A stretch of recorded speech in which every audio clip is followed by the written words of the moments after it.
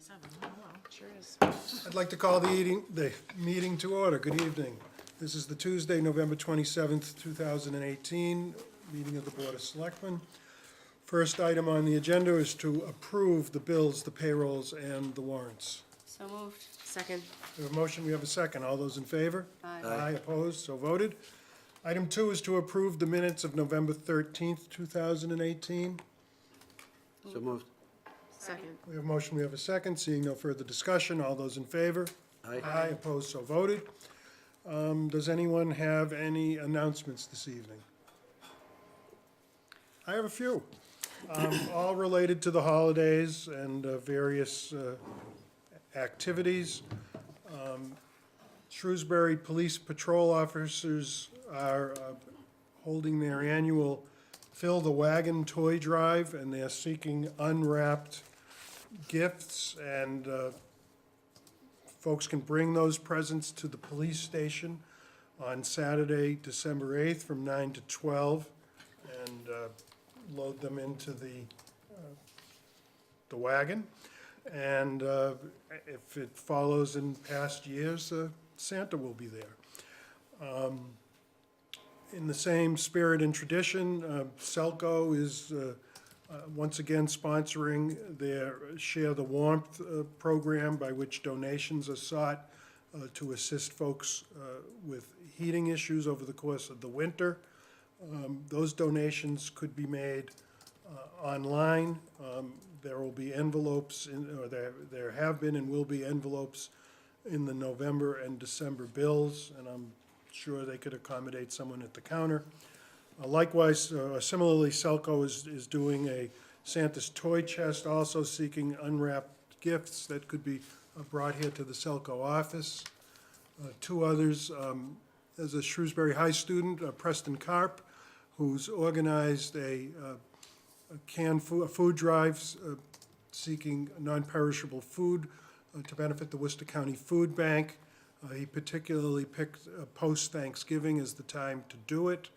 And that can now be, donations of non-perishable food are being accepted through December 7th here in the building, and right in the main entrance, and also at Shrewsbury Fire Department headquarters on Church Road. And the last holiday announcement is that the annual menorah lighting will take place this Sunday, December 2nd, on the Common. I don't have an exact time, but traditionally that would happen right around sunset. So we hope folks might want to feel the spirit of the season and participate in some of these events. Mr. Mizigar, do you have anything to report to us this evening? I do not have anything. Okay. So why don't we move into...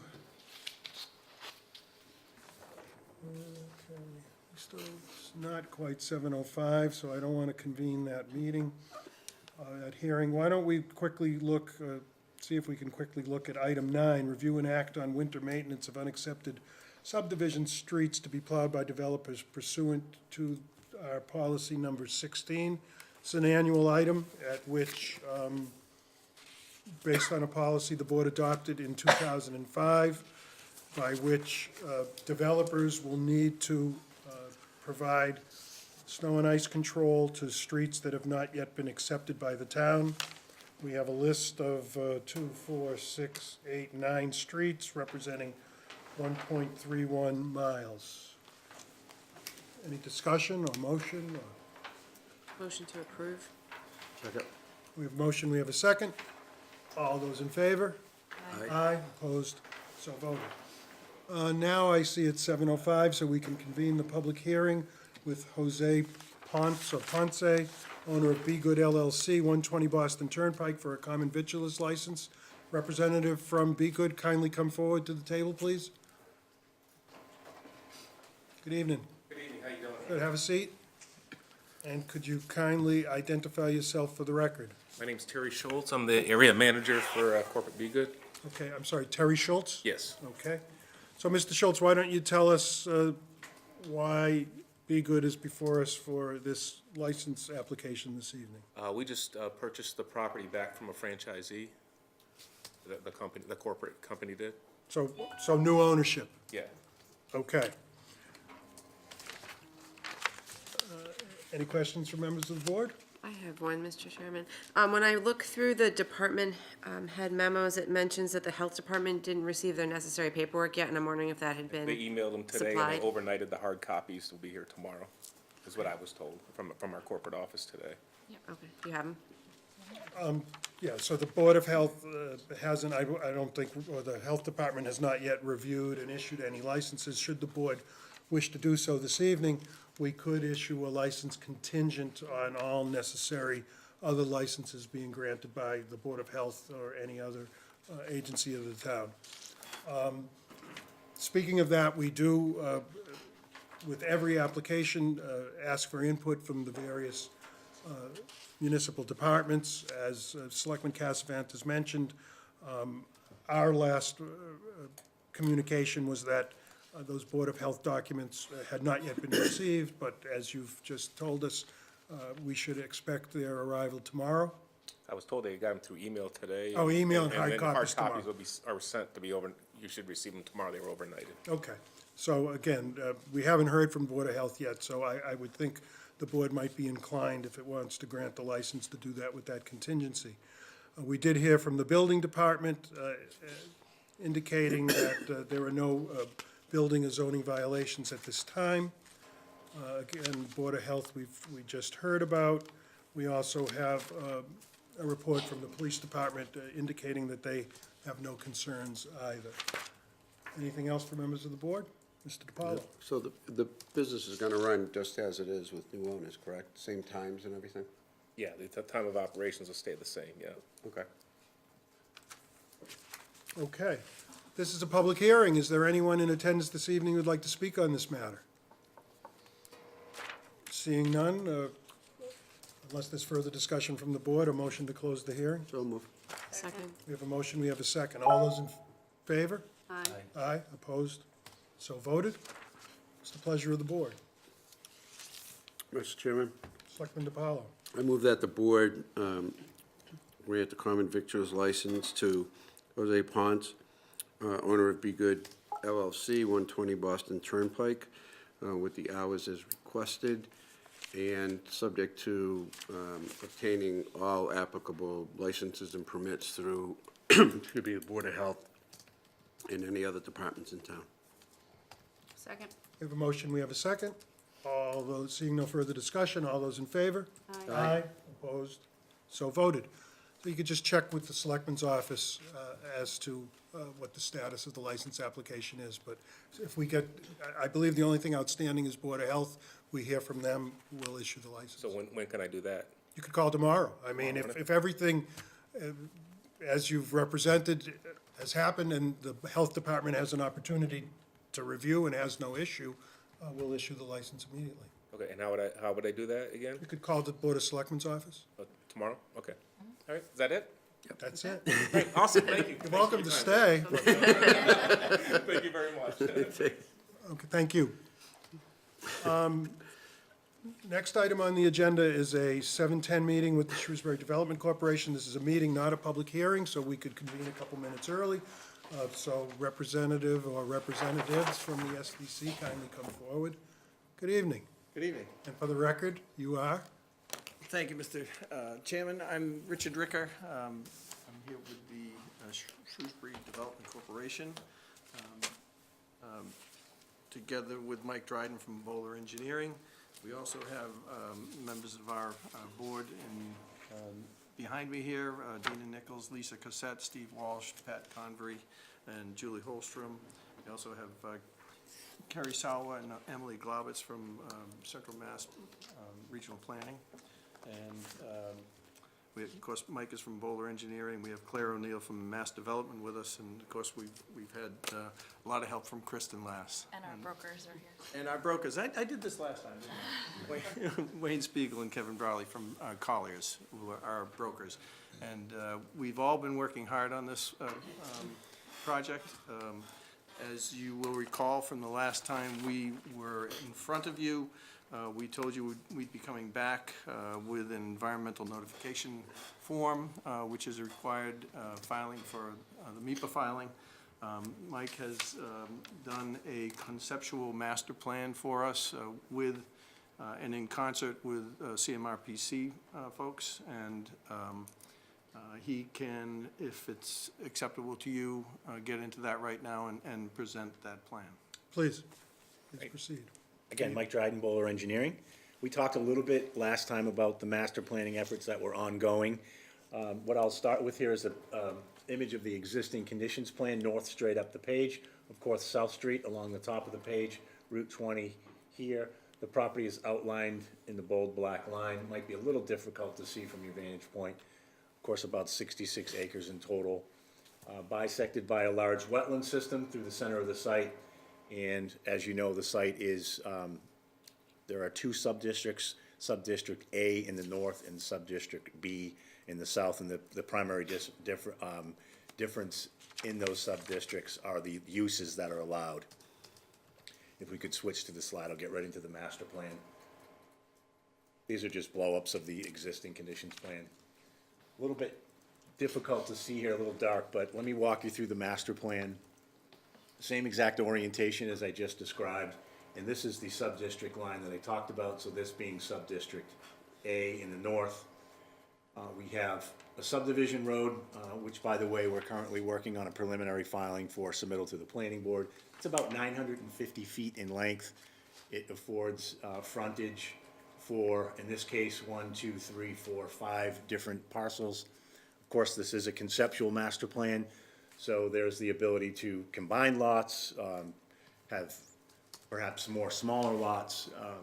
So what we're showing here, again, is 5 buildings, a larger 5-story building, D, in this location, which we envision to be probably general office use, research and development. The smaller buildings being more flexible in terms of their ultimate use. What I should say is all of the overall master plan is assumed to be general office use, and that's really just to facilitate the MIPA filing. So from a parking standpoint, from a traffic trip generation standpoint, we've assumed all of the use to be general office. Of course, we know as we move forward and learn more about market conditions, we'll plug in actual uses, but this is sort of a conservative approach. So there's a total of 275,000 square feet depicted in the north, and then similarly in the south, we have an access road leading from Route 20. Its frontage on Route 20. That's about 800 feet in length, and there's about 175,000 square feet for a total of 450,000 square feet. That is a little bit less, somewhat less than the previous master plan that you're familiar with. That was about 611,000 square feet. As we described last time we were here, there are some additional constraints. The wetlands have grown a little bit, so respecting those constraints that the site has presented, we are very comfortable at this point with about 450,000 square feet. I'll also note that there's a provision under MIPA that allows a 10% expansion. So when these lots are actually engineered and designed, if there's a way to increase the square footage by that 10%, that, again, there's a provision under MIPA to allow for that. So in this case, another 45,000 square feet. So it's a very high-level overview of the master plan. Happy to answer any questions that you may have. You'll note that it looks very similar in nature to the previous master plan. We've moved roadways around. We've thought about stormwater management in a couple of different ways. So there are some subtle differences in this plan. But again, the major difference is about 160,000 square feet less in overall square footage and build-out. So we feel that this new conceptual master plan really meets what we find the market conditions to be now, as they've changed over the years, as well as dealing with the various constraints of the site, so.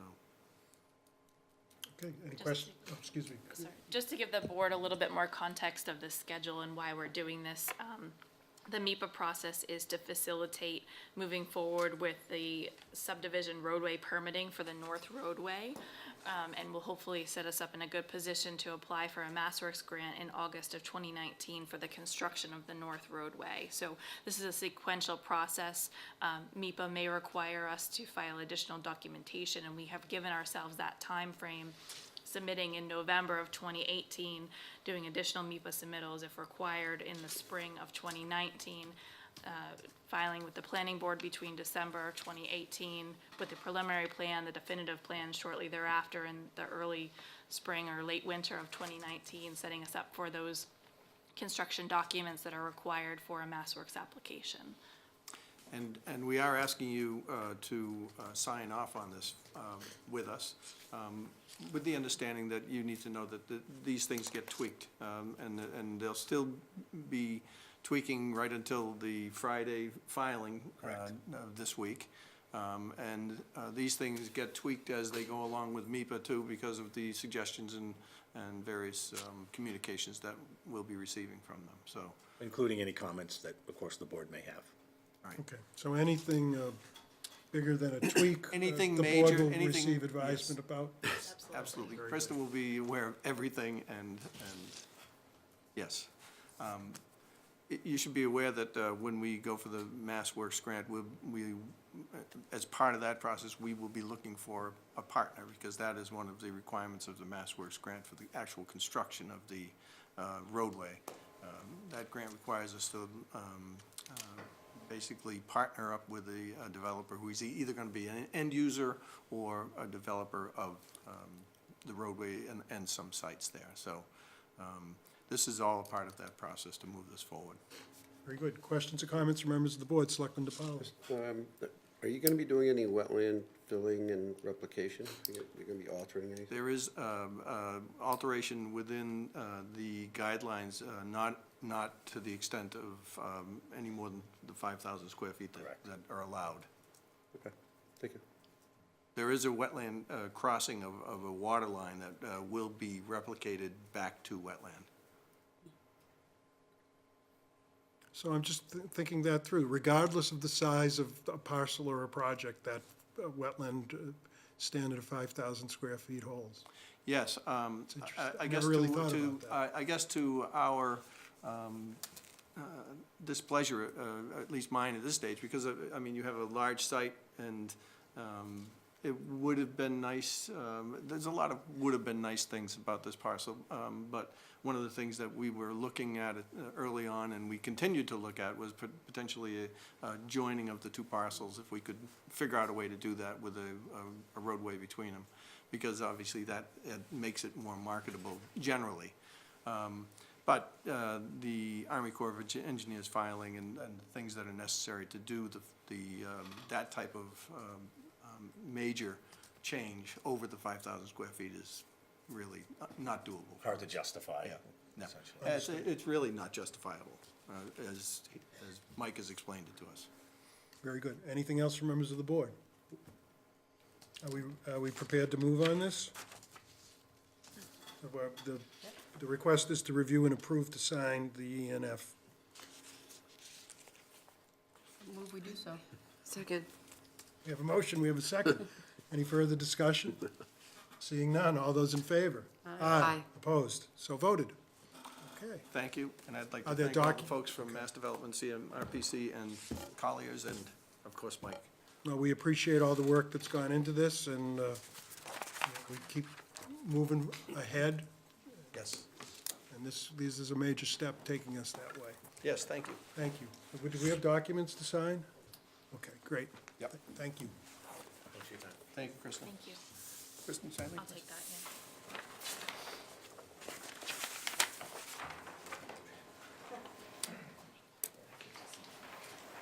yeah. Okay, board members, as we were all advised in an email, we're going to do a little jumping around on this agenda this evening. We're going to skip over, we're now moving to item 7.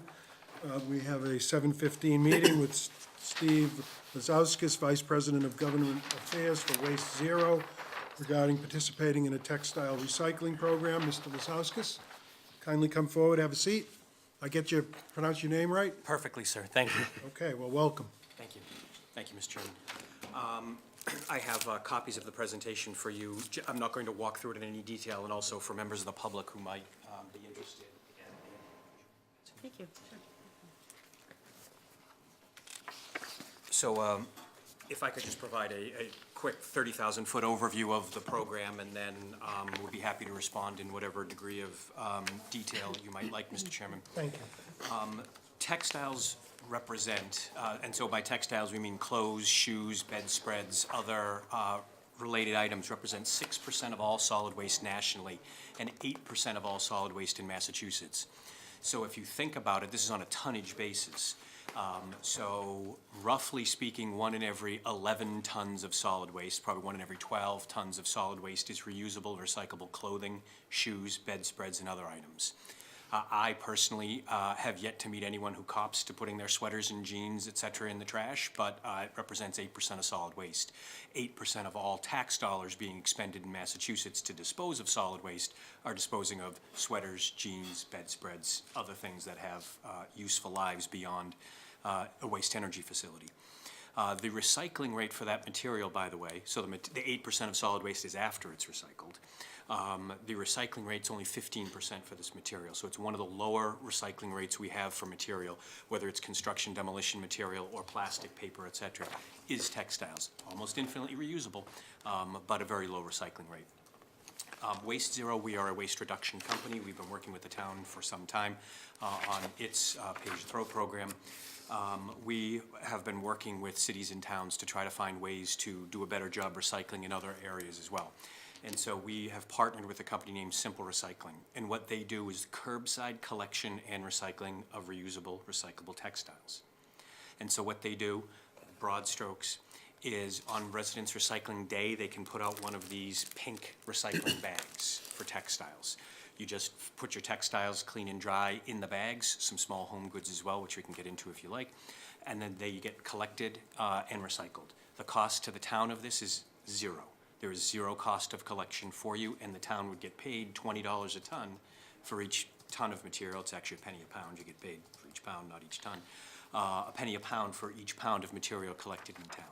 And that material is then sorted, graded, and sent to direct reuse for a small percentage of the material. Some of it's ground up to make sound insulation or carpet padding, other products that can be made from recycled textiles. So the program is pretty straightforward. It's designed to be simple and user-friendly for residents. Everyone would receive a mailer, which I have here for you, before the program begins with 2 pink bags. The bags are always free to residents. Everything is free to everybody. If you need more than 2, you can go to a website, fill out a little form, send an email, call an 800 number, and more bags are delivered to you, generally speaking, the next day. So if you're cleaning out mom or dad's house and you need 30 bags, you ask for 30 bags, and 30 bags show up on your front porch the next day. Residents, again, receive these 2 bags. When you put a bag out for collection, that is replaced for you in kind. So you leave 1 bag out, you get 1 bag, you leave 3 bags out, you get 3 bags, and it's secured to something to make sure it doesn't get blown away. So it's tied to your mailbox post, your front doorknob, or something like that. So that's the 30,000, maybe that was 10,000 feet, but it was a high-level overview. I'm happy to answer any questions you may have about the program. Questions or comments from members of the board? Selectman Miller? Yeah, so just explain the process again. So if I have this bag, I fill it up, Yes. it's not put out with my normal trash, it's not tied to the regular trash cycle. How does that work? Sure. I put it out on, you see, I put it out on my doorstep as opposed to the curb? So it comes to your doorstep if Okay. you need more. Oh, But okay. this bag would be, you would put this out next to your recycling. You would, okay. Yep, Okay. and so on your regular recycling day. Yes. So if you were a Monday person. Yeah. But you get bumped to Tuesday because of a holiday, you would put it out on Tuesday. Or normally on Monday. Okay. So you would fill this bag up as much or as little as you want, pass it around for you if you'd like. Thank you. And then it is collected sometime during that day, because the set-out rate's relatively low, 2 to 3%. It's usually picked up pretty quickly, but the material is collected and then recycled. Was that responsive to your question, ma'am? Yes, yep, thank you. Selectman Cassidy? I love this idea. In the past, I've worked with parent-teacher organizations, and we've done textile recycling collections. And I know from doing them, tons come through. So what I've started doing was keeping a plastic kitchen garbage bag in my basement, and every time anybody in my family has a hole in something, Yes. we throw it down the cellar stairs, and we put it in that bag. And you'd be surprised how much it fills up. So I think this is amazing. So a couple of the things that I was wondering is, do you take stuffed toys? Yes. See, now, right there, you don't know how many bags of stuffed toys I have in my basement. I hope my kids are not watching, because they'll be down there, like, looking for them. No rugs? Rugs, yes. Carpets, no. I'm sorry, let me back up. I'm getting myself messed up. If it goes to the edge of the wall and gets tacked to the ground, no. If it's something like under your dining room table, Yep. yes, What about pillows? yes. And bedspreads. So the other thing, I have a lot of questions. I like this. Please proceed. The other thing I don't quite understand is if someone were to put like mirrors or some of these other household items in these bags, they just go right in the bag? Like, That's correct. Things don't break? No, because the mirror usually is surrounded by By textiles. sweaters and other things, yes. Yep. And then the other thing that I noticed is you're saying that it doesn't take away from those nonprofit organizations that tend to hold these textile recycling drives, because that was what kind of hit me first, was that I wouldn't want to take away from our PTO groups, or I think the Boy Scouts did one not long ago where they were collecting textiles. But you find that it doesn't seem to really cut into those fundraisers? So what we've seen for data for the relatively fewer communities that actually capture the Dropbox data, Natick is one example. They've seen an increase in PTO textiles recycling. What they're finding is these pink bags starting to show up in the PTO boxes because people say, oh, this pink bag is a very obvious way for me to have my bag in the basement and know which one it is, kind of thing. And so what they've seen is an increase in cause-based textiles recycling. Some generic box somewhere, we don't have the data on that, and I can't say what's going to happen to that, but the PTO and other fundraiser-related drop boxes have tended thus far, based on what we see in Brookline, based on what we see in Natick and other communities, to see an increase in tonnage because people are thinking more about textiles recycling than they were before. It's kind of, certain people think of it now, but when everybody gets a pink bag, more people start thinking about it, and that helps Salvation Army, Goodwill, Savers, PTO, this program, and everybody else. And that's what we want from a social standpoint, obviously, is to do more of that recycling. Thank you. Yes, ma'am. Selectman Powell. I became aware of this program a couple of years ago at a trade show, and I was talking to the person who handles our account for the bags, and learned a little bit about it, but at the time, you weren't ready to come this far out 2 years ago. So I saved the information. Kristen and I talked about it. I know Kristen looked into it. Dave Snowden has been looking into it. And the short version is this service is available to the town now. Grafton's doing it. I think did they start this year? They started last year. Last year. I drive through there to work quite frequently, and there are pink bags out on the road, so it's a program that apparently works. I think that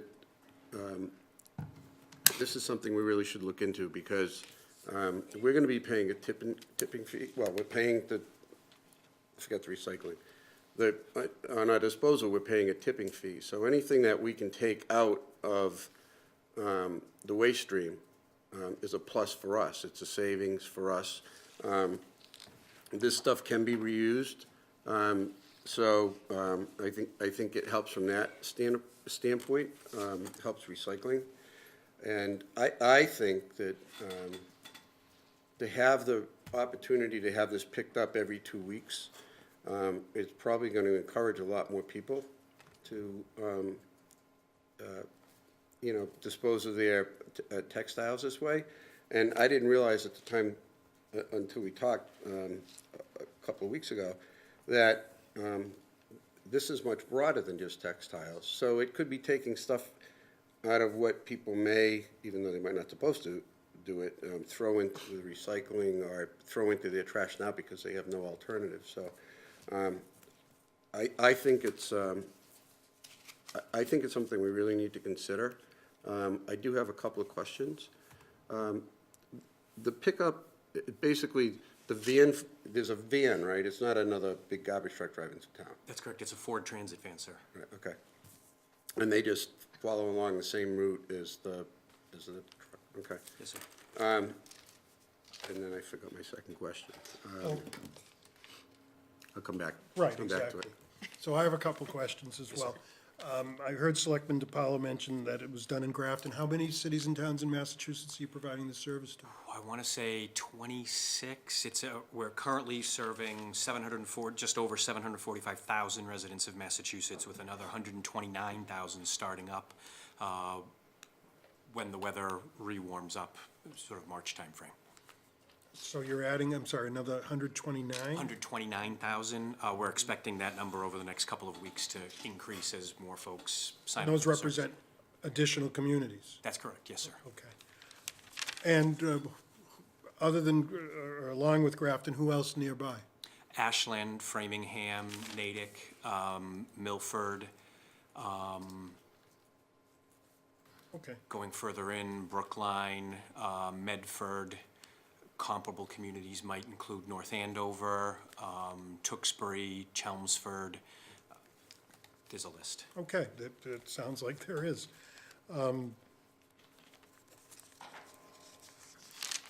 Do you run into, could you talk a little bit more about the non-textile items? Sure.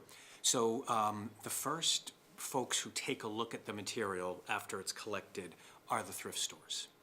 So what we're looking at is, because of the broader scope of material reflects the fact that thrift stores want other things to put on their thrift store shelves. So the program is designed to help supply the things that thrift stores may need, not just soft items like sweaters and jeans, but also a broader set of material. For instance, you won't typically find used bedspreads there, but that used bedding supplies a different market that is supported by this program. But when you look at some of the other non-textiles items like pots, pans, mirrors, pictures, et cetera, there is demand for that by people who shop at thrift stores. So the idea is to help provide that material to those folks. As a note, as Selectman DiPaolo mentioned, the tipping fee you're paying on trash, on the recycling side, 2 of the top 5 contaminants of single-stream recycling, one of them is textiles, and one of the others is pots and pans. So this program is helping to clean up the recycling stream. We don't make any representation about that because we don't have any data that shows how much, but we are targeting some of the materials like pots and pans and other things here that represent problems in the single-stream recycling stream system. So when you mention tools? Yes, sir. Electric tools, hand tools? Yes and yes. Okay. Yes. And if I can preempt, we've not had any jewelry yet, but we will take it. Okay. Do you find, I don't know what the right word to call it is, material that you're not really, do you find a great deal of material that you're not seeking slipped into the bag, so to speak? So there are 2 categories of that material. There is the literal trash, the cheeseburger that someone puts in, as well as material that is blood-stained or has other bodily fluids in it that can't be recycled. Simple Recycling, who does the recycling of the material, budgets for that. So that is a cost that they are expecting, and every community reflects a little differently. So we find lower contamination rates, frankly, in Massachusetts than we do in urban Ohio and urban Michigan, where Akron, Ohio, for instance, will have a higher contamination rate than other communities in Massachusetts would. So we found a relatively low contamination rate, but it does happen. Okay, so for a community of Shrewsbury's size, you must, going into this, have some expectation, estimate of what, like you mentioned, there's like communities. What are you thinking Shrewsbury would produce? I'll answer that I'll answer that directly, and then I'll explain the answer. So approximately 50 tons, conservatively. And the reason I say conservatively is our experience for pay-as-you-throw communities in Massachusetts is a substantially higher rate than 10 pounds per household per year, which is the rate we use to estimate yours. We're conservative in that because, frankly, I have been on your side of the table, spent 15 years actually on your side of the table, and know that if I say 17 pounds and it turns out to be 16 and a half, people look and say, what a failure this program was. But when it's 10 and you show up like a Brookline or Natick or Ashland at 18 pounds per household per year, then we're able to celebrate what we appropriately should be celebrating, which is a program that's doing great work. So we're estimating 50 tons. I would not be surprised if you were at 75 tons a year of additional recycling. But we estimate 50 and then hope to exceed that estimate we always have thus far. Selectman I just Gaston. had one more question. I noticed on the bag, it says like, going through this bag is theft. Do you see a lot of instances where there's people going through the bags? We do have, people that will go through recycles on recycle day and pick through for the, deposit bottles and cans. What do you notice as far as people going through these pink bags? Again, depends on the community. The difference between this and sort of going through for bottles and cans, there's no secondary market for textiles that you can sell into. So a resident who's pulling out sweaters and jeans, they're either pulling it out for their own individual use, which is inherently limited, or what we have found is there are people who may have other problems in their life, and they're grabbing bags and then realize they have 30 pink bags of stuff that they can't sell. So that problem kind of limits itself too, that, okay, now I got 30 bags, I'm not gonna go get 31 because I can't do anything with the 30 I already have. So it's a minor issue or not an issue at all. I've heard across 24 communities and roughly 2 years, I think 1 complaint. But then it was 2 complaints total. Okay, thanks. Sure. Selectman DiPaolo, did you remember? Yep. So, what kind of a lead time do you need if the town decided it wanted to participate in the program? What's the lead time on getting started? And I think I asked you this when we talked leading up to this meeting, but you can start any time of the year, right? Well, actually, that just changed. Okay. So thank you for the question. So what Simple Recycling has noticed is in communities that have more snow than less, that when you advertise the program and you're impacted by snow in the first couple of weeks, it reduces overall collection long-term, because people sort of forget about the program. So what they are doing in the Northeast now, New England, New York, and New Jersey, is we'll start program implementation in March and run it through the rest of the year. But from Thanksgiving to March, we'll have a quiet period where they won't do any implementations. So right now, if the town were to approve the program anytime between now and, say, the beginning of the year, they would guarantee a start in March. Anytime after that, it may be March or maybe a little bit later. If you were to approve the program, say, June, it generally takes 8 weeks for the program to be delivered. Okay. So this period right now is the only exception to that. So, I guess in terms of the mechanics of going through the process of saying we want the services, is there an agreement that the town signs Yes. with Weight Zero? With Simple Recycling. Simple Recycle? Correct. And so that provides the town driver control. So if you don't like the behavior of a driver, loud music, smoking, something like that, you have the right to exclude them from service in Shrewsbury.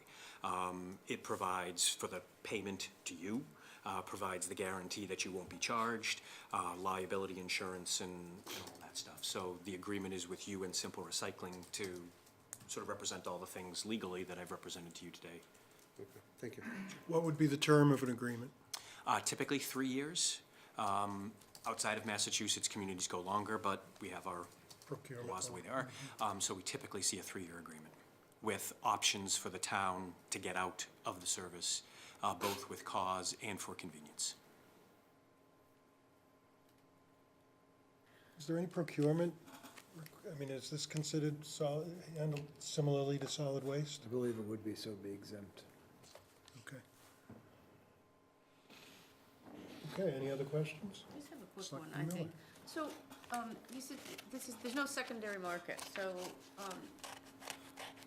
so I guess I'm comparing in my head, some of the issues we're going through right now with recyclables, on the secondary market. So I think what I'm hearing you say is that would not be a concern necessarily in this program? Sure. Because these things are all going to third parties to, So allow me to be a little more Yeah, specific on that. yeah. So for an individual, there's no access to a secondary market. This is more of an industrial, we process 10,000 tons of textiles per month kind of thing. And we have you have to have a grader grade the material, then they sell into a market. So there is a secondary market, just individuals can't access it. You can't go to the street corner or to the scrap metal place and sell textiles like you can with metals or bottles and cans, et cetera. So the pricing of textiles is down. It was down significantly a year ago. It is recovered 40% or so, so roughly speaking, half of what it dropped. But Simple Recycling continues to expand the program. So they continue to have excellent market access. They're continuing to be able to process and sell their material. Even when the market was down roughly slightly more than 80%, they were still able to access the market in a manner that worked for them. They weren't making money, but they were able to continue in business, and that's part of what their contract would represent, is they would continue to provide the service over the 3-year term. So they've not experienced that. It's not paper, which is contaminated by the orange juice in the orange juice bottle, and therefore you're guaranteed to sell at the low end of the market if you can even process it. Your cardboard has glass in it. This is just textiles among textiles. It's not contaminated by anything because it's essentially source-separated textiles. So they're able to sell into the market with quality material, which for those of us on for the municipal side with single stream recycling, you're not able to do anymore because of the nature of single stream. right, okay, thank you. You're welcome. So if we were to decide that we wanted to sign on, there's no time sensitivity to it because, I mean, the process wouldn't begin until the weather breaks in the spring? The implementation would not, that's Right. correct. Yes, sir. No, but we could go through the steps now to be prepared for that, but. Correct. You could go through it now, or you could go through it in January or February or whatever time works for the board. Okay, anything else? Well, thank you. That was an excellent presentation of a very interesting model, and the board will think about it a little bit, and should we have any other questions, we'll reach back out to you. Thank you very much. Thank you. Thank you. You probably want this back. You can have it if you like. You've got stuff in the basement. And it's pink, so Yes. there's that. Thank you very much. Thank you, my pleasure. Board members, as I started to mention a little more quickly than I should, we are going to skip over a few items in the agenda for a variety of reasons and then double back to them. So including the next item, item 8, we're going to hold to the end of the meeting. We can now move on to new business. We already handled item 9. Item 10 is to review the memorandum dated November 19, 2018, from DPW Director Jeff Howland, and act on the list of private ways that snow and ice control services will be provided pursuant to MGL Chapter 40, Section 6C.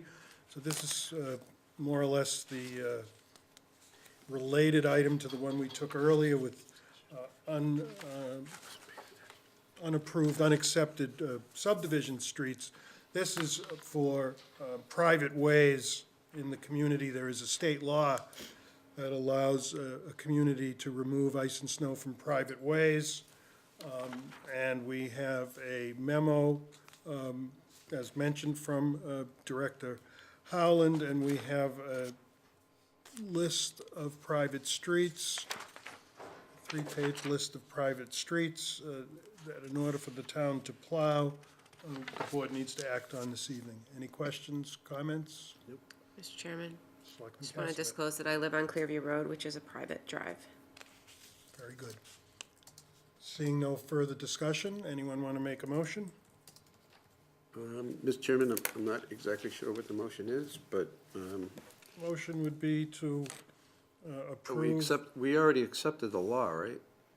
Yeah, but I think we need to vote approval of Act on the plowing for this streets. coming winter. Okay, well, that's my motion then. Let's Plowing and approve- sanding, actually. approve the plowing of the non-subdivision private roads per the list that Mr. Howland has sent dated November 19th, 2018. We have a motion, is there a second? Second. Motion and second, any further discussion? Seeing none, all those in favor? Aye. Aye, opposed, so voted. Item 11, review and act on the draft Board of Selectmen meeting calendar for January to June 2019. Again, the second and fourth Tuesdays of the month. It's good at this point. Okay, It's good to me. motion to approve, So moved? Second? motion and second, seeing no further discussion, all those in favor? Aye. Aye, opposed, so voted. Item 12 is review and act to authorize the chair to sign the estoppel certificate and consent to assignment for the sale and transfer of Madison Place LLC, 900 Madison Place, Shrewsbury, to RFAC LLC. And we are advised that the present owner, Mr. Bob Moss, is selling, entering retirement, and we wish him well, and is selling the property to Brick Point Properties of Stoneham, Mass. And as this is a 40B project and there is, It's, oh, excuse me, I'm mistaken. Thank you. He was mentioning another one, but as this was done under the local initiative program, there is a consent requirement from DHCD and the municipality prior to the sale. So that's what's before us this evening. Move we approve it. We approve the chairman signing the estoppel certificate. Second? We have a motion, we have a second. Seeing no further discussion, all those in favor? Aye. Opposed, so voted.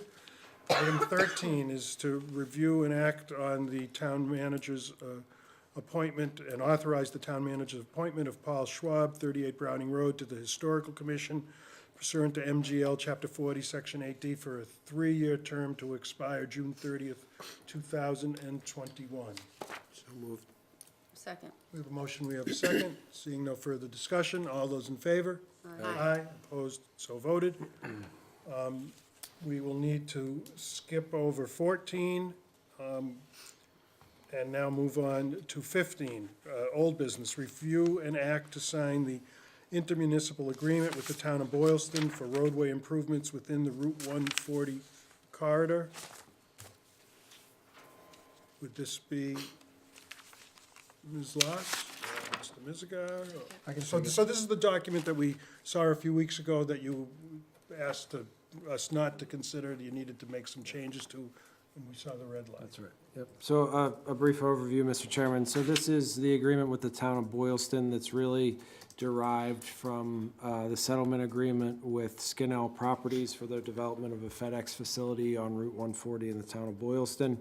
The town meeting authorized the appropriation of $100,000 to satisfy that settlement agreement for the town's participation in the construction of a new connector roadway at the intersection of Route 140 and Pine Hill Drive, which will go easterly from Route 140 to School Street. So this will create the fourth leg of the intersection, which is the desired and preferred alternative through the traffic study that the board commissioned and was completed and approved by the town of Boylston, the town of Shrewsbury, and Mass DOT, along with Skinnell. So this just memorializes all those different parts and pieces and authorizes the procedure which the town will convey the $100,000 to the town of Boylston. So have gone through several iterations and have received word late this afternoon that the town of Boylston accepts this agreement, and we certainly do so and would request authorization for the board to sign this. Questions or comments from members of the board? No? Good. Someone care to make a motion? Mr. Chairman, I move that the board act to sign the intermunicipal agreement with the town of Boylston for roadway improvements within the Route 140 corridor. Second. We have a motion, we have a second. Seeing no further discussion, all those in favor? Aye. Opposed, so voted. Item 16 is a request for an executive session which we will do at the conclusion of item 26. And the expectation is we will come back into open session after what I hope will be a fairly brief executive session. So we'll move now to item 17, correspondence. Letter dated November 9th from Angela Snell, Director of Parks, Recreation, and Cemetery, to Sheriff Lou Evangelitis, thanking him for the community service assistance that he sent crews down to do some leaf cleanup at Dean Park and some brush cutting. And we certainly appreciate the Sheriff's Department assistance with that. 18 is a letter from James Coppola, Coppola & Coppola, 40 South Street, Marblehead, regarding sale of tax possession property. So this goes back to a conversation we had either at the last meeting or the one prior to that, I believe regarding a piece of property on the corner of Route 9 and Fruit Street. Now we have the various options before us. I don't know if the board wants to take some time and think about that and at a future meeting revisit that. Mr. Chairman? Mr. Mizzicano. If I may, I would like to prepare a list of properties that the town currently holds in tax title and has done for, quite some time, for the board to have a thorough review. And we can then discuss if it's time for a disposition or if we wish to keep them in that status. That would be great, yeah, I think we should look at this in as big a totality as we possibly can. Okay, great. Item 19 is an email, November 15th, from Paul Matthews of the 495 Metro West Partnership, advising us there are opportunities to be considered for the 495 Metro West Partnerships Board. Selectman Fitzgerald served on this for quite a few years. Do we have any Ms. Lass, are you? That's what I thought. But there's still opportunities for more participation should anyone be interested. Item 20 is an email from Karen Chapman, Corridor 9, Chamber of Commerce, advising us of a ribbon cutting for the Lash Lounge. And it's going to be this coming Thursday at 4:30 PM. Not sure if any members of the board are going to be able to make that. Selectman Miller will be there. I think I'll be there also. And Cassavant, okay. I am not able to attend. Item 21 is an email, November 15th, from Mary Jane Handy, Mass DOR, that the tax rate that we set at the tax classification hearing 2 weeks ago has been certified by the Bureau of Accounts. So we have an approved tax rate, and we can get the bills out on time. Always good. 22 is a letter from Nick Repetka, Highway Division Manager, with the first of, I hope not too many, snowstorm reports for the storm on November 15th. And I just always think it's important to give the community some sense of what it costs to clear a storm like that. That storm cost us a little more than $45,000 to remove 8 inches of snow. Mr. Chairman, Selectman Cassavant. I enjoyed the cost per inch figure. I was stunned. I had no idea that's what it cost per inch, $5,659.47. If you get a big blizzard, the cost might go down per inch, but still not. Yeah, it's significant to deploy. Item 23, 24 and 25 are ZBA decisions. The first from September 24th for John and Marlene Campbell for property at 176 North Street for a variance. 24 and 25 are from October 29th for Dean Sokos for a special permit at 128 Floral Street, and Andrew Serrato for a special permit at 1-9 Pineland Ave. 26 is a memo from November 20th from Kristen Lass, Assistant Town Manager, our annual report on school, children, and housing developments from October, as of October 2018. Anything you'd like to particularly call out? Thank you, Mr. Chairman. The majority of the housing developments that we follow are staying steady with their number of school children per development, and as we're seeing The ones and two bedroom units are, about 0.01, or excuse me, 0.08 to 0.1 children per unit. The Avalon type units with more of the three-bedroom setups is about 0.5 children per unit. This was the first year that we were able to track somewhat of Lakeway Commons, the 250 apartment units. Right now, they currently have 22 children per October of 2018. We anticipate that will probably increase to about 40, 45 students, but we should see that realization next year when we do that study. I'm happy to analyze this again in May just to see that study. But again, our single-family subdivisions continue to carry the majority of school children per unit rather than the apartment complexes. Any questions from members of the board? I have a comment. I just thought it was interesting that the Lakeway Commons just generated 22 school children. I think people might have the perception that many more were going to be coming, from that complex, but in the end, it seems to be mostly professionals, not families that are living there right now. Thank you. Okay, so where we're going to go now, we're going to do 16 executive session, 14 public process following the executive session, and finally, item 8. So item 16, would someone care to make a motion? We have a suggested motion that's been presented to us. Mr. Chairman, Selectman Miller. I move that the board vote to go into executive session pursuant to General Laws, Chapter 30A, Section 21A3, for the purposes of discussing strategy with respect to litigation, and will return into open session. Is there a second? Second. Is there any discussion? Seeing none, roll call vote. Selectman Miller. Aye. Selectman DiPaolo. Aye. Selectman Cassavant. Aye. Selectman LeBeau, aye. The board will now go into executive session for the purposes of discussing strategy with respect to litigation of American Towers LLC and T-Mobile Northeast LLC versus the town of Shrewsbury et al., since an open meeting may have a detrimental effect on the bargaining or litigation position of the town. Further, the board will reconvene back into open session. So the board will excuse itself and go to the conference room, and we'll be back as quickly as we can.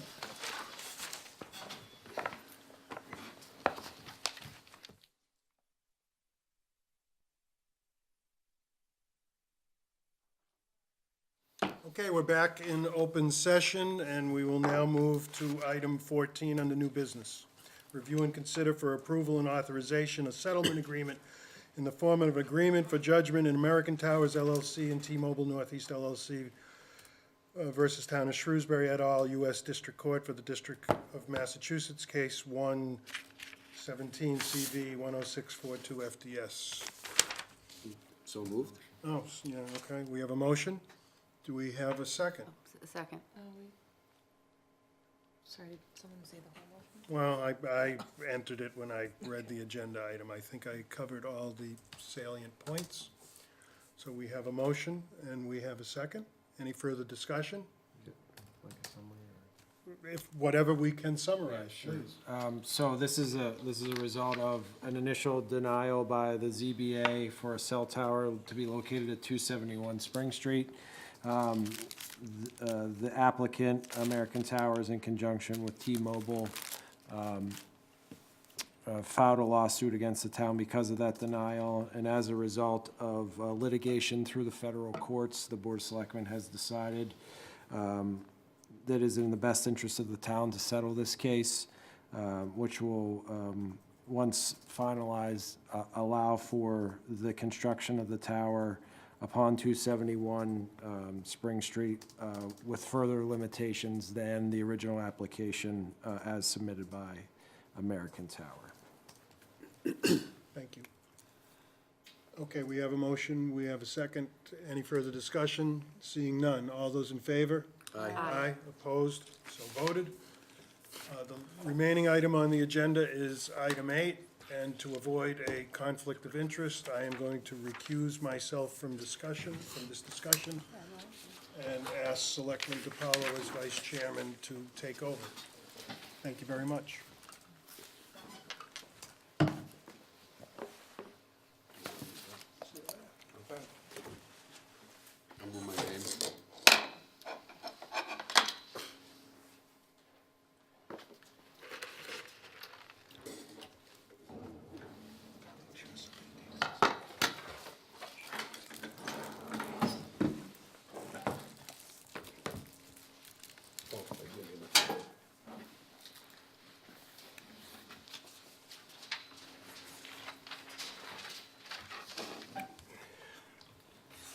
Okay, we're moving on to item 14 on the agenda, not item 14, I'm sorry. Item 8 on the agenda, it's a meeting with representatives from Vitasphere, Inc. regarding an application to negotiate a medical and recreational marijuana establishment host community agreement. If representatives of Vitasphere would like to come forward.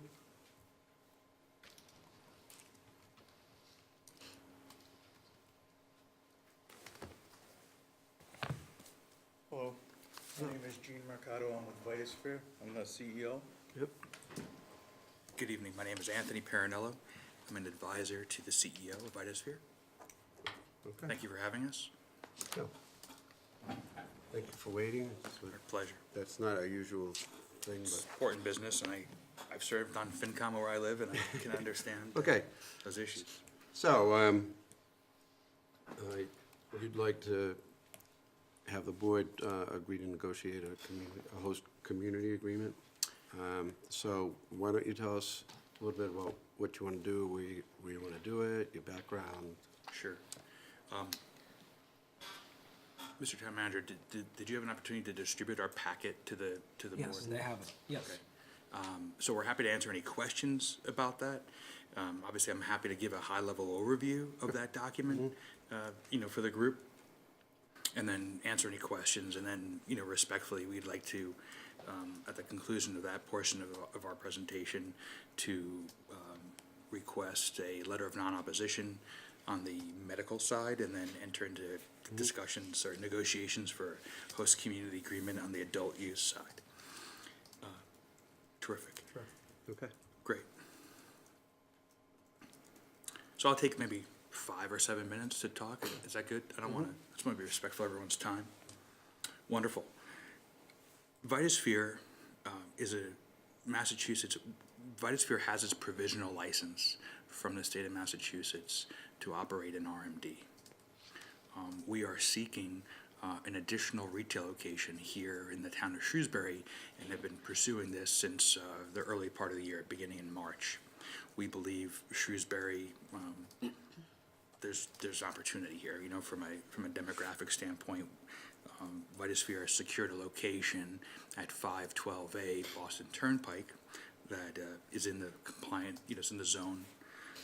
We met with the municipal leadership team back in June, gave an outline of our strengths, vision, mission for the entity, and we had a very fruitful discussion. So continuing that discussion this evening, we have, many of these teams you have, it's a multidisciplinary team. You have to have a multidisciplinary management team. So we have, Mr. Mercado is a Navy veteran. He's got extensive experience in the healthcare space. He's an entrepreneur. He started one of the founding partners of a diagnostic laboratory. And continuing his healthcare trajectory, he decided to get into the therapeutic or medical marijuana business a few years ago here in Massachusetts. And with that, he built a pretty comprehensive team. He has a medical director, Dr. Badra. He's reached out, and many organizations bring in outside advisors or consultants because it's a pretty big business and it's hard to have all the skill sets yourself. So myself, I'm an advisor to Mr. Mercado, and I've run state licensed medical programs here in Massachusetts and New Hampshire. I've been in the space 5 years. I was the CEO of Temescal Wellness. They're a state licensed operator in both of those jurisdictions.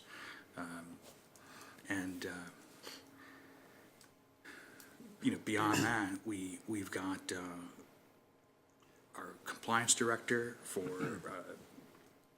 regulatory compliance and security, Steve Chason. We've got Jean Welsh. She's our director of retail and consumer education, deep background in teaching with a PhD, and healthcare background as well. And then we have a very seasoned CFO. He's a former partner at PricewaterhouseCoopers, and now he does fractional CFO consulting work to many biotech startups here in the Commonwealth. So we've got a good multidisciplinary team, and I can say that with confidence because I've run, these organizations. And a lot of times, these entities, they get into this and they think, oh, let's just, if you built it, they're going to come and we're going to be really successful.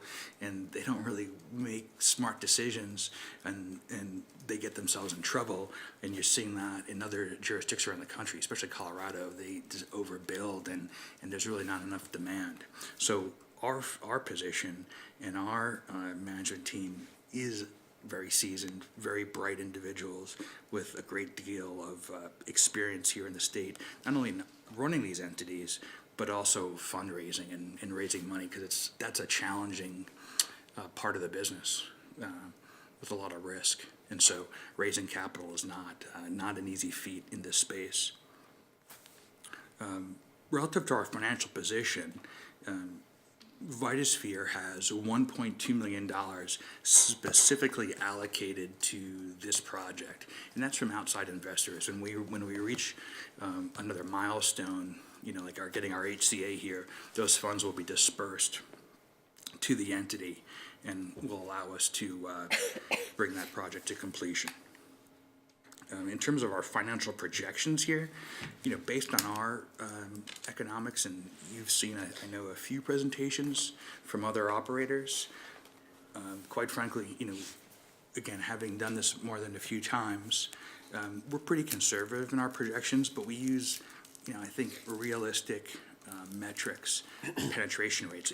We use like a 6% penetration rate, and you take like the trade area, you understand the amount of folks that live in there, and you take about 6% of that adult population, and that's spending about $100 a month, and that's how we get to our projections of 7.2 to 10.8 million in annual sales, and then taking that projection with a local sales tax of 3% and the community impact fee of 3%, we believe that the town of Shrewsbury could collect anywhere between $430,000 and $650,000 in annual tax revenue.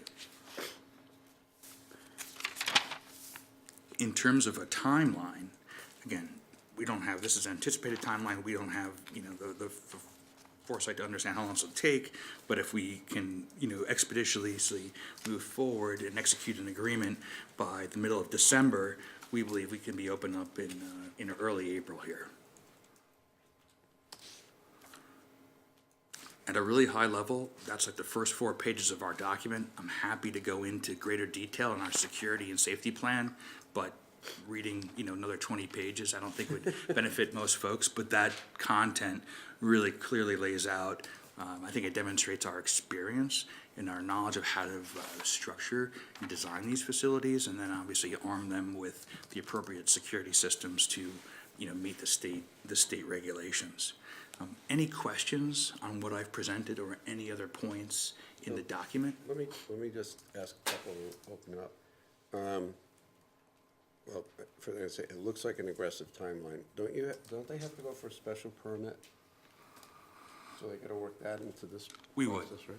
We would. No, I know you have to Yeah, do it. we'd have to get a special permit, absolutely. Yep. So that was one question. The other question is, do you think you can move that fast, given the way the state, the Cannabis Control Commission has been? So we can only control the things that we can control. Right.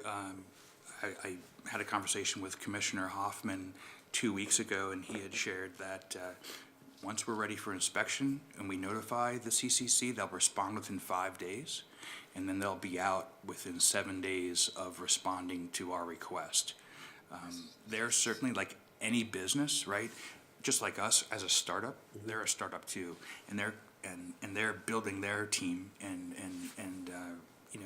inspectors and so forth, and they'll be converting folks from the Massachusetts Department of Public Health, the cannabis team, into the CCC. So we do expect some of these delays to certainly improve, and for their turnaround time to shorten in terms of application review. But even with a special permit, we do have local counsel, Mark Donahue of Fletcher Chilton. He's on the team as well, as our land use attorney. Again, I've done this a couple times. I think this timeline is fair, But again, to your point, it is contingent upon the CCC and the DPH executing and doing their part. Questions? I do, yeah, you can go first. All right. I have a few, however. Miller? So you've talked about your executive team. Yep. I'm curious, who are the actual owners? Mr. Mercado? Mr. Mercado? Okay. Yes. Sole owner? Are there other owners in the business? Actually, or- we're a nonprofit, so there Yes. aren't Okay. necessarily owners. Yeah, There's a Okay. board. the board, yes. I'm chairman of the board. Francisco Mercado is the clerk, and Dr. Zaim Bedra, he is our another board member. Okay. Okay, and so I understand that you're looking to become vertically integrated, you're not yet, this is what I understand, you can confirm if I'm correct. That's exactly correct. That the provisional certificate is for Warren, where you will have a cultivation facility, is that correct? Correct. Okay, and so this would be the first facility in, distribution facility in Massachusetts? The first for retail. Vitasphere? Correct. First retail, Correct. okay. Do you have a medical, facility in? Not that's open right now. No, okay, all right, so So this would be the first- both on both fronts. Right. Yes. And your license is, and you are looking for both, correct? Correct.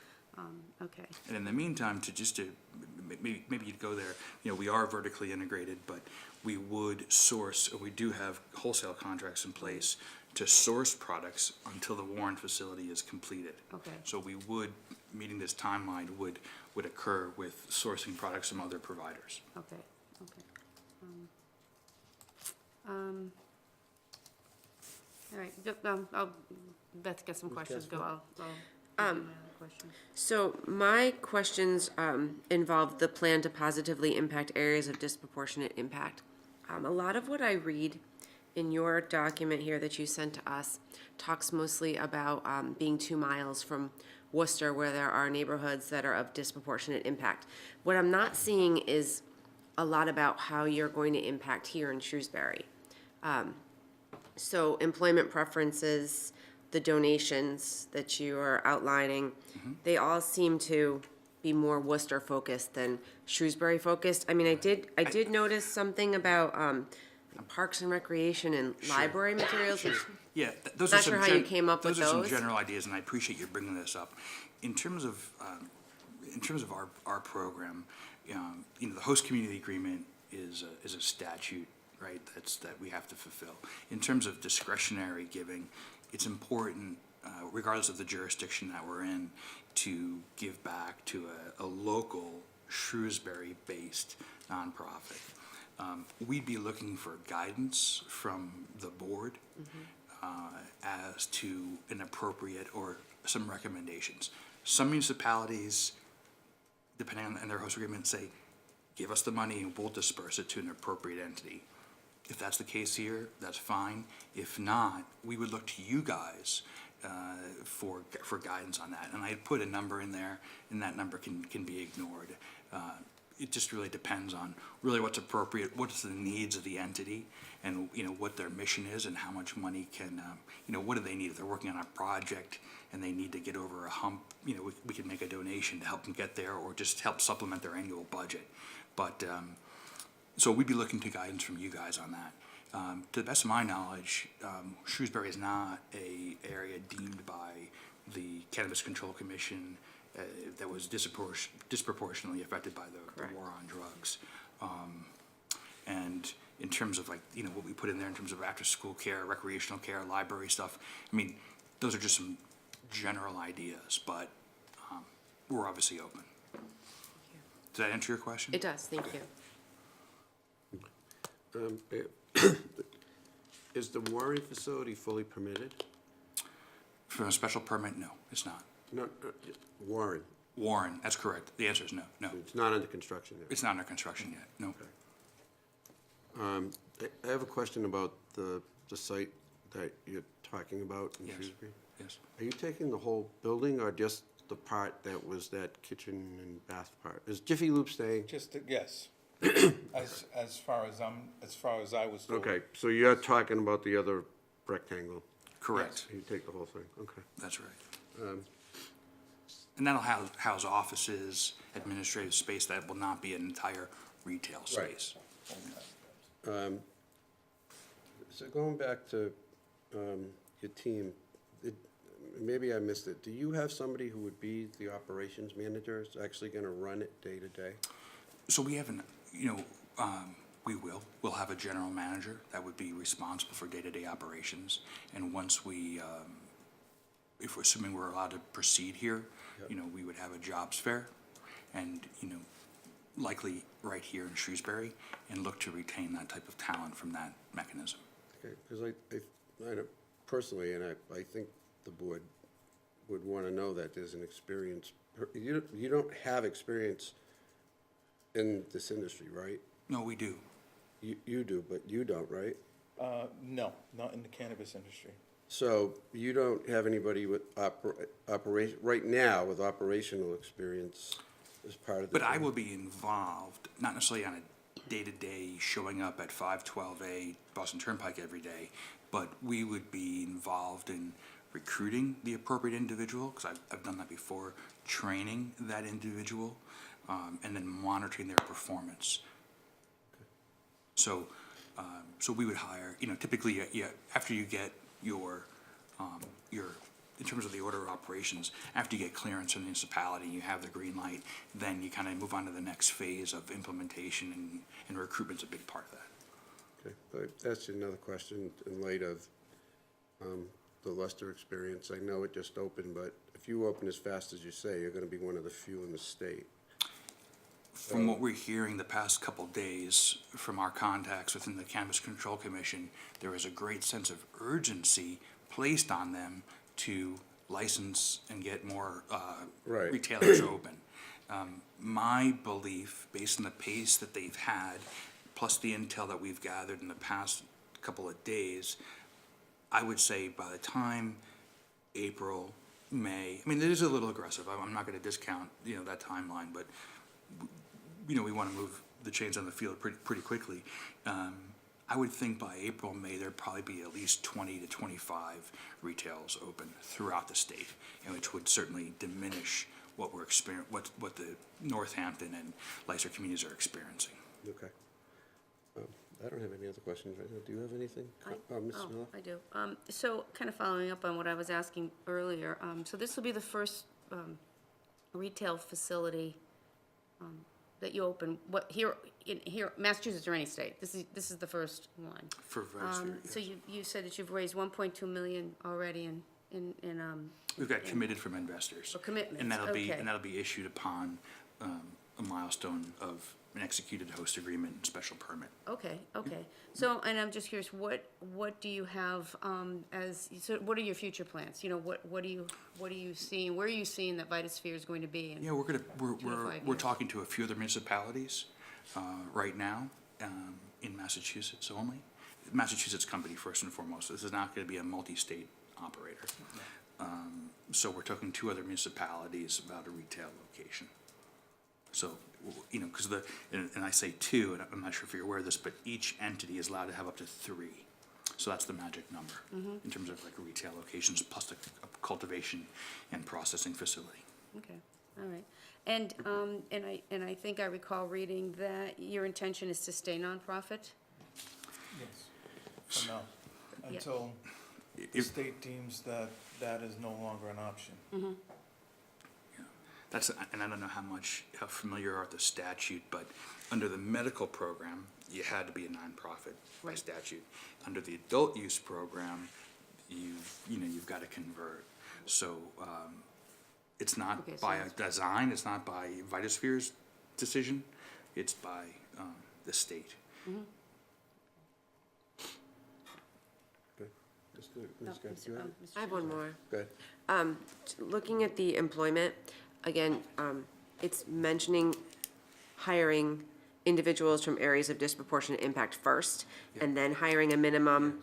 I think, And then it would be residents of Shrewsbury after that 20%. So I have to strike that from the record. That was a miss, that's a typo. Well, there's also 3 bullets under this that don't really apply to Yeah, Shrewsbury it's a residents typo, at I all. apologize. Yeah, it's going to be and we can, if we were to move forward, we can put this into the host agreement, but we will hire folks from Shrewsbury first, period, full stop, as permitted by law.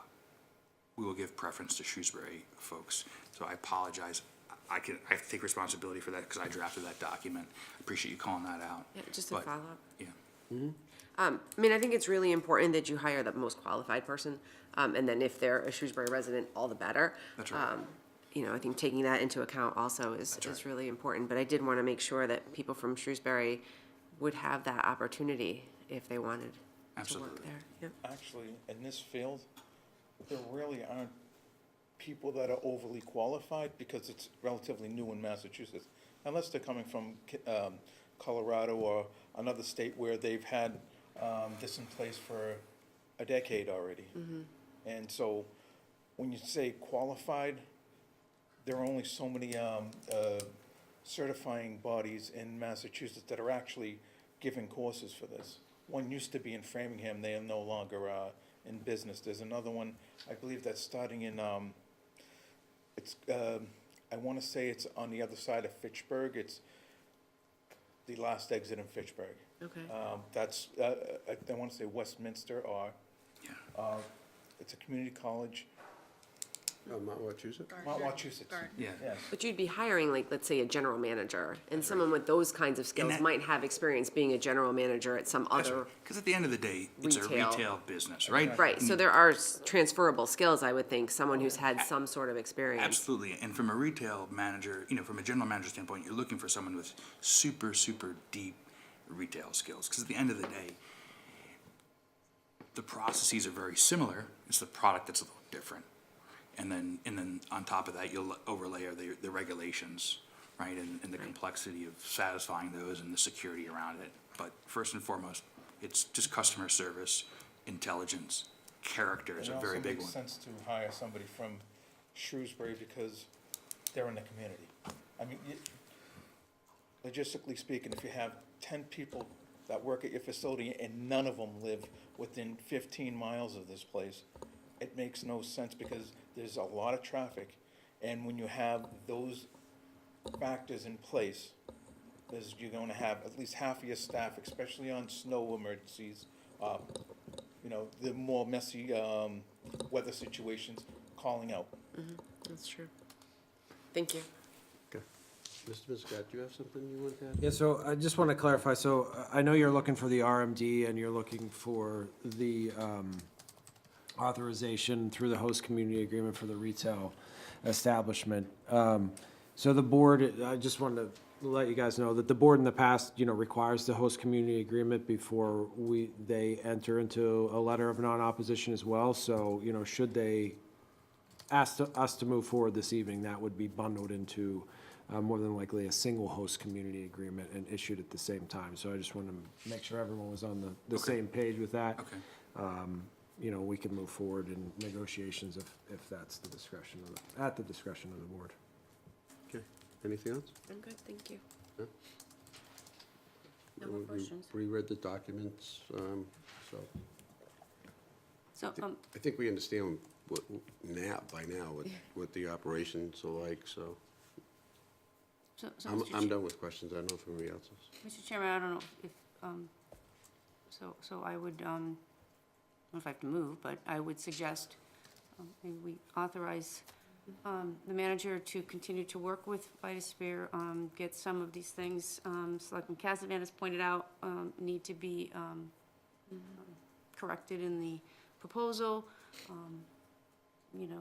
Discussions about possible host community agreement, those things, and bring that back and see where we are at that point. Does that make sense? Yes. Sure. Okay. All right. We need to vote on that? No. No, Okay. I think we just Then authorize. that's what we'll do. We'll have you, you can contact the manager, talk with him, and he'll report back to us, and we'll see where it goes. Okay. All right, Pat? Great. All right. Do you have anything else you want to add? Just a quick follow-up, Mr. Town Manager. The other group, so we're following the same identical process. They weren't issued a letter of non-opposition? That's correct. Okay, thank you. Great. Wonderful. Thank you very much for your time. Okay, all right, thank you. Thanks for waiting. Our pleasure. We understand. Okay, is there anything else to come before the board? Nope. Seeing none, somebody want to make a motion to adjourn? So moved? Second? Okay, all those in favor? Aye. Okay, we are adjourned for the evening. Thank you. Thank you very much.